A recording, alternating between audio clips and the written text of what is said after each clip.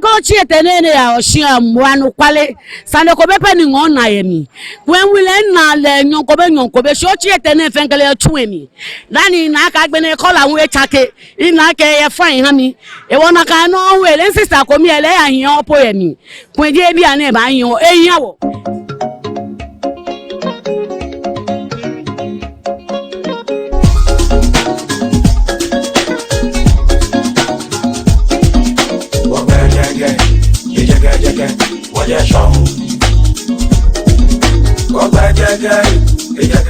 Ni meke na me mi banyede omane mi gaji na akoko itego mi kwenye kemba ga COVID-19 response team neno ye home based TV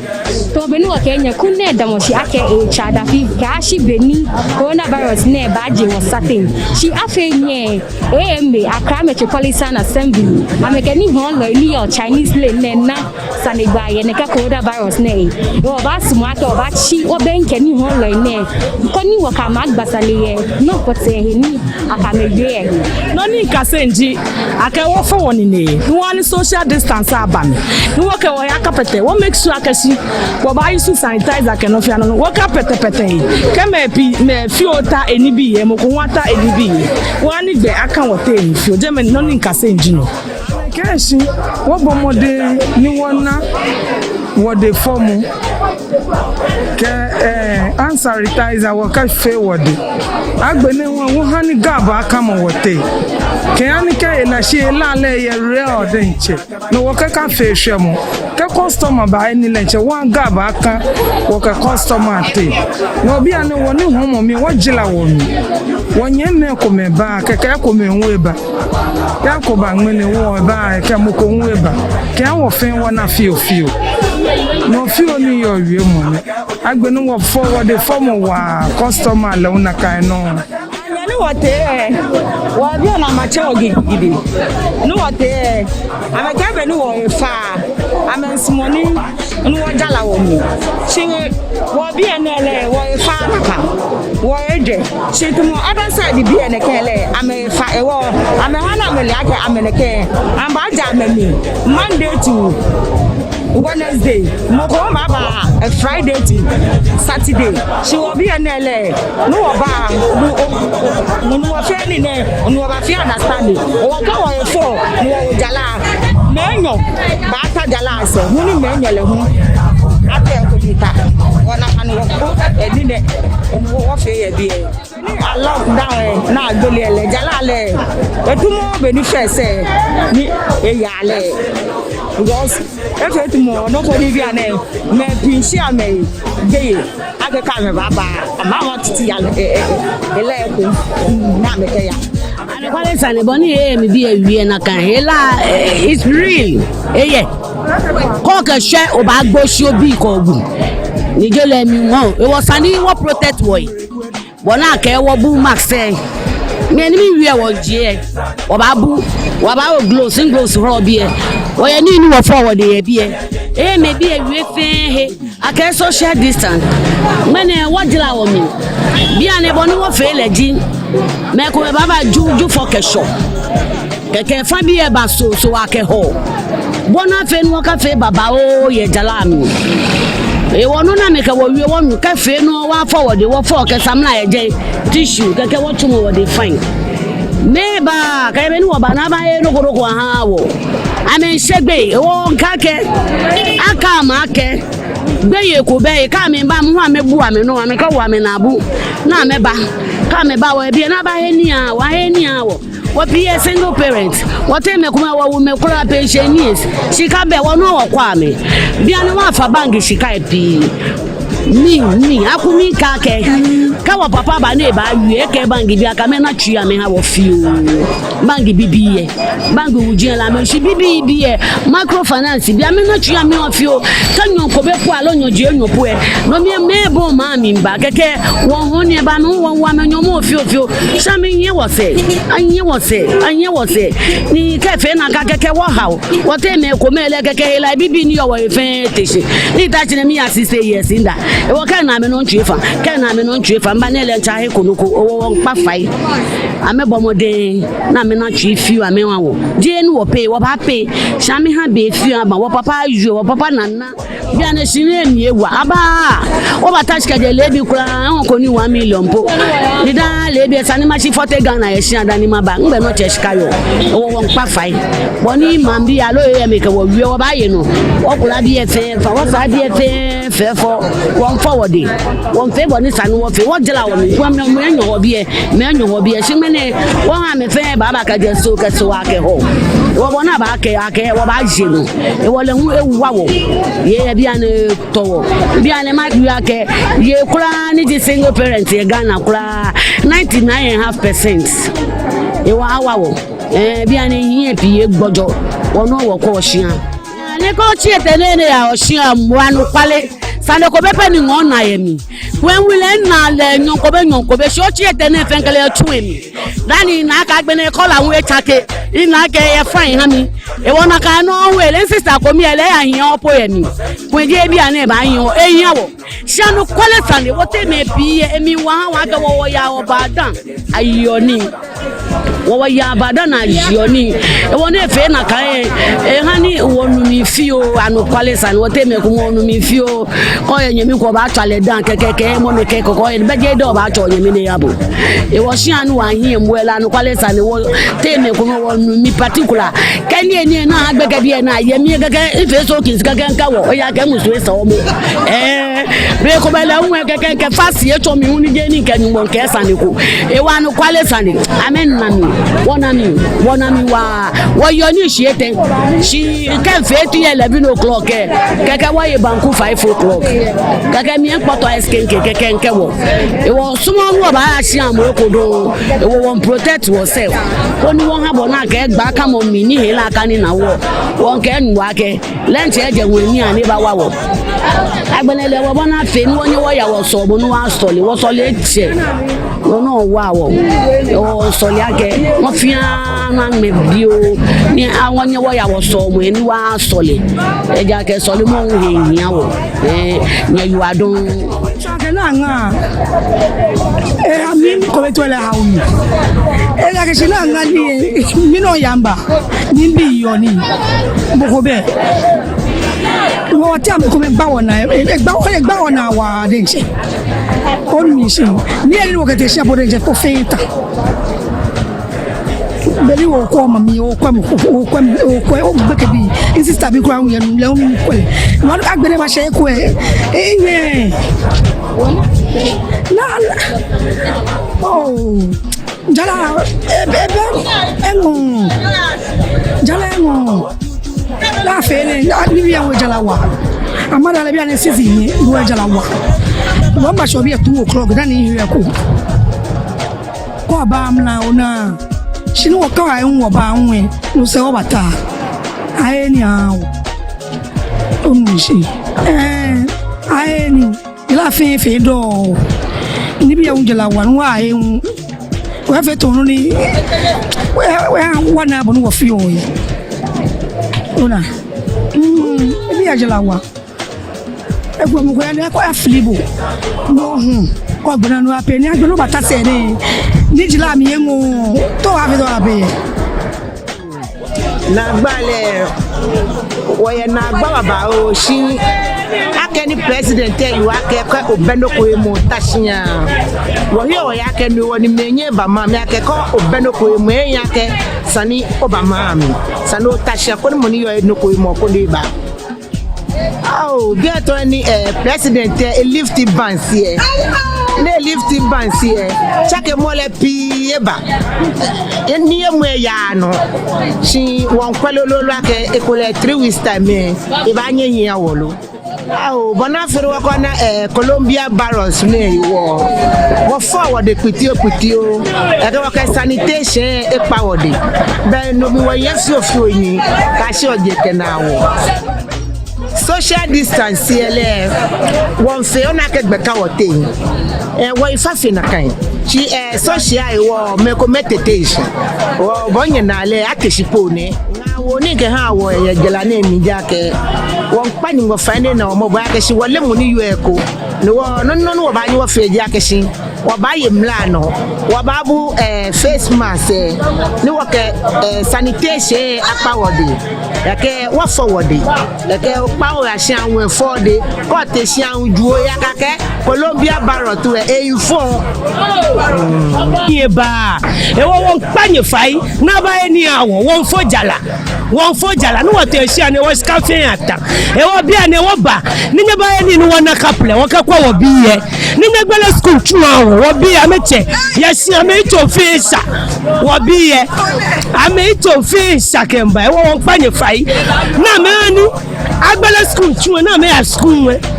deke bi amesha sha mo na ka mete wo bi anele amesha fefe e wo panye fa nya ka government e degbele awo no ni penka si seji ani so mo nwe agbele wo asole ye so mo tu emi no penta wo agbani na ji omo yemi ibesika okun afodi mi ni eni fe ta agbele na mo ko ni ba mi ni eni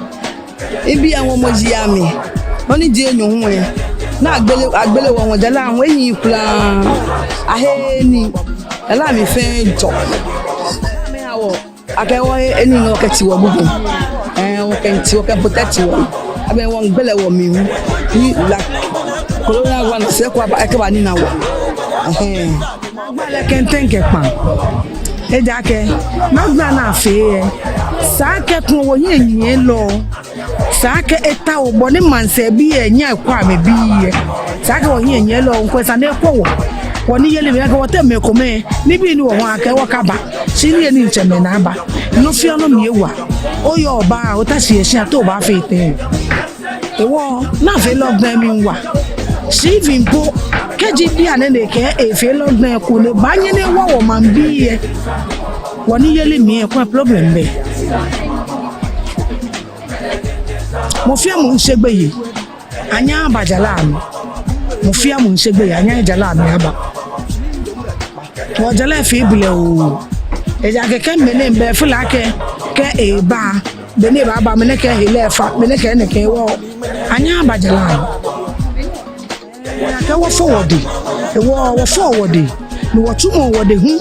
no ni saka ke wo ke tumo wode agbena every seconds fe wo tumo wode mene ke mo ska mi no ke into monde ne into ngugo hu kenye ma mi enso ma chingugo boni ntashi ne nche enso ma chingugo agbenu wa ke social distance ewo na ka no wo fio ko ne nya wawo na wo ni pa mu fia mu Ghana man bi feji ake mu fia mu ati egugo ko no fode keji o ba fe ni hela ko mu bu ya mi ko me ngbe fangbe lonje mu na fode ni otumo de bona ke le fe mo le naka kaji o fele na ke ba wa nka bo fe siko ogbotuwe be no le bo sumu eja ke hela ele skache le yo onyafo ele NDC na ele MPP na ele minister na ele president wo man bi mo fia mo afi ko me ya na wo na ke ha mo fia mo afi ko ni no fia no afi fe fo ye ke fia tu mo de ake waka pete e wo gbele mo mi no tu mo de no for the all weeks scafe scam no ba mo for the oye ni mfode obaye ni mfode mo scam mfode bona fele femole na kan ko ne wa wo fe ya mi bo ake si lockdown na fe beni mi ni astate e ngo wona ake si hila ni ba ke wo ka o pa aso e ba gba wona wo fe ze na ke wa ashi anu kwale tane wo ba ye jala fine wo kete shi si e ba se ku ya gbene woni bi fe ta na gbene wo ska ke wo nko eta wo be balaga shi lile sani woni wo baba mi na gbene wo ka wo baba mi be aswe wo mi ne ke ni aha I get 2 weeks jela pepe ni si ni wo papa ke 1 week gberi ni won ke o mi bagan ma je jala e wo ni se sakle na wo mi fo ya ke go back go home and sleep neka go back go home and sleep ne o mo ye mi na gbe na ni ma fe no go back go home and sleep ne and why say ne ba wa wo fi o ne hani rotation bashi bona na gbene we galika ni biya hu ejelawa ne ka go back go home and sleep ne na kai ni ne ba ekwe ka badon na gbene we ne ka coronavirus ne ni bane e hani wo epin wo wa denche aga shi ne ka hela phone ne bane epin wo wa denche no coronavirus wo ka ngba ba wo le nyomu je na eje aga shi hela gbodo kaje hela gbodo ni e pa manfe mokokura nye sana na gbene wo Ghana bia watu ewa aka nuka nuawo ni yoka yuawo no hela ne ba adegbe a punish wo dogba a punish wo aga shi ni bi komene ba ne wo ka wo no shi bia ne na agbe wo he bia ne wo na aga shi jala e ya no fievo shi me ko ushi amegbe aga shi amba ba mami shi fio me amemba mami fio bia ne wa ka social distance wo ijenu bia na ka wo use sanitizer ka ni no fe no ba fe wo fe wo ijenu bona fe ni hila eko ekamo wo nga wo fio peni pa nye me ni ho ni eji mo fia mo na ba le sika aga shi bia ne na do egbelewo no mo fia mo na ba edi na ga sika ba we di e esani enye ne wash your hand ni wash your hand je ni o wash your hand kaka shi aka ko ga sama wo di ofe ne ke agbene no wa bia no fele ne ke no ofo odi odogba ka onye no fo di otan agbene no ke sanitizer no ke sanitizer adegbe alo ni ne mene akọ ni ne alo aliganza o ka aliganza afọdo dogba ni bona fe ni coronavirus ni eko ekamobo lockdown noko ya no because na gba kawaba even bemni wo ba ya ambulant kawaba noko ha wo no friend no we fe ni le noko ya no set activities wo ya so mo kan bi no gba wo na wa agbelewo eyin kra jala eyin sinmodo mo kawaba nanu wo ba pa ahun like ewu enu no si e bala to mo first la no mi ayo ni wasika jabeni nkan ilana ba jala bele to mo first for the kesamla like every 5 minutes for the kesamla ni kan be na won sanitizer pa mi wa fini dan long distance kan tabi mo ko ba ni like kan legbe ha to wa bi ana se lockdown wati shanu kwale emi wa e ya ke be ni wo ba ja no ko na fe lockdown mi hon yala ni bi ihon buwe ke ni bi ahe na kaka gbonyu e awo 25 e wo ahe ni kra fe 3 mizan rotation ni minitation na mi no nko mami nya bi ni mi nkwa mi ona nye ma bi ni mi nkwe e wa no kra fo unjini e wa no kwale ni hon ka fe tation wa yi ngo ba na le ncha yi no ko nya to go bi a ihon buwe o nya to go bi ye ani ba igbe ye ani ba hin amenyumo ame boy ba ben bibi nyumo nye ko no ka fe no njofo ye njala se ben bata yi konklo bia buwe ka ni bi nyo shi jame mbata bia mi ngbasani e ya ka he ni small ni nyo chaba ba na ba bi ye fe be anu kwale mi wa ka nye wo male mi wa denche o government e kwa ne fe ko awo mako finance bia ni ba ha wo skale cha me pa wo ha mo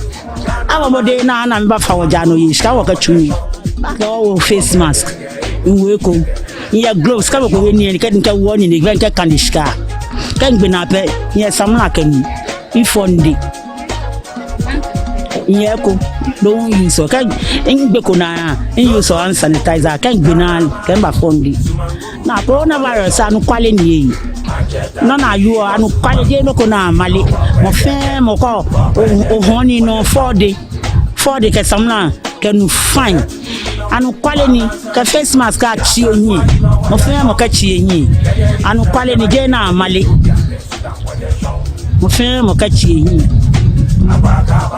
kan ha mi akeshi school bi na me ha gbe wo ha ni owolo bibi na wo ho ne aba he wo shi kan fe ho eta jala mi ehin sinu wata shen wo ko ba kemo ko ba ko wo lo ko mi a lo alo he pensi ko mi a wo be wo ka hallelujah be wo te shinya fo wo lo lo ni o ka answer like that a fi wo ni won yin no agbene akewa ha wo gugun to won na bu wo ni o ba ne bo na wo fe wa ha wo gugun to won na bu wo yin mra no wo kan ni wo le wo mra wo le wo yin no pepe ni kan ha nye me ni wo ho wo ra ke si mo fiamo eye mra no eja ke mo fiamo kan ni wo mo fiamo kan ni graphic mo fiamo fi oni le wo mra ni ba nye me mo fiamo aye no wo bi ene kaje tutu ede nche wo mi ngbra mo yo mu wo bi ane wo smo ni wo temo kome ba ka ke se ma pete me ne alo mata me ne ma se da bi wo smo wo ye mra no anu kole sani ni anga ni ke lockdown ni ba ne ehia wo fe mo ni aka ma hiya lo edwan wo hi ni ehia ni alok wo da bona fe ni anya na asahila na shi kana gba baba wo ba ke hani bi ni ni jami ke ni bi yo na ke ne ka social distance ne etu enye tu ni he kome anya ka tu ni he kome enye tu ni na gbele wo le hu ni wo ba wo aka ni wo ho stationary wo jala efe do many honey any can be now use for be an tissue Veronica bucket liquid soap sanitizer say no me jino ni ahio ye jala me bi ane she won no chumo no ocho stationary wo ho no but ni school bi e school ni no chumo ko mele ho ame no chumo we ba she wo e he woni he mo e ba she ha wo e wo won so le ake you ale cha wo ne ke hila ne ke ya bona fe ni wo na he jole ma na mi ni won no chumo ho aya no ha wo mlana awa ka wo yi no wo mbo modern won je no niji wo nose mask wo ka wo na bu agbene social distancing le ho hia mi agbene wo sanitizer se le ho mi e fi ani ma she Veronica bucket ko ma je mi fonde keke nke samla fonde fe fine keke tumonde keke use sanitizer bank fe bank gate na ma she no ma fonde wo ja no le ho wo he ko le ho ni wo fe ko ma je me le ho fo wo de pitio ni wo use sanitizer se ke ha bona fi no ke protect ila ni eba wo hia mi wakanchuni